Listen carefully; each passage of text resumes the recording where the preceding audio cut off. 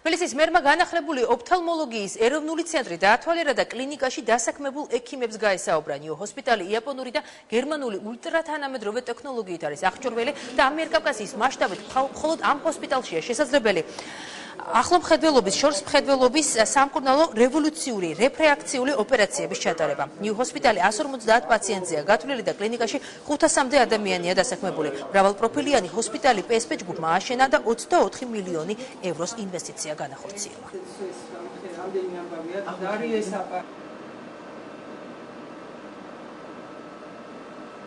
თუ დავაკვირდებით, თითქმის კვირა არ გავა, რომ ახალი სამედიცინო ობიექტი არ გაიხსნას საქართველოს სხვადასხვა რაიონში და მათ შორის თბილისში.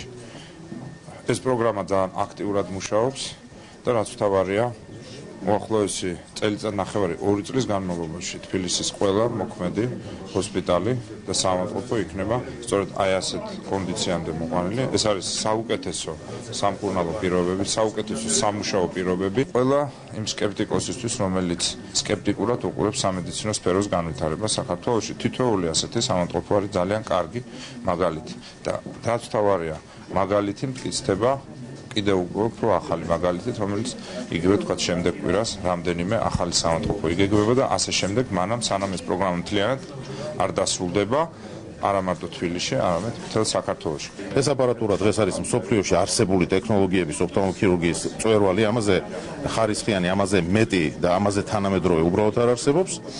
ჩვენმა ექიმებმა გაიარეს ეს ტრენინგები, მათ შესწევთ დღეს უნარი უკვე ჩატარდა ოპერაციები გუშინ.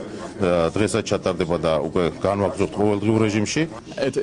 კავკასიაში მხოლოდ ნიუ ჰოსპიტალს გააჩნია თაისის ბოლო მოდელის 1 მილიონამდე ევროს ღირებულების აპარატურა და ჰყავს უმაღლესი კვალიფიკაციის კადრები ნებისმიერი სირთულის ოფთალმოლოგიური ოპერაციის ჩასატარებლად.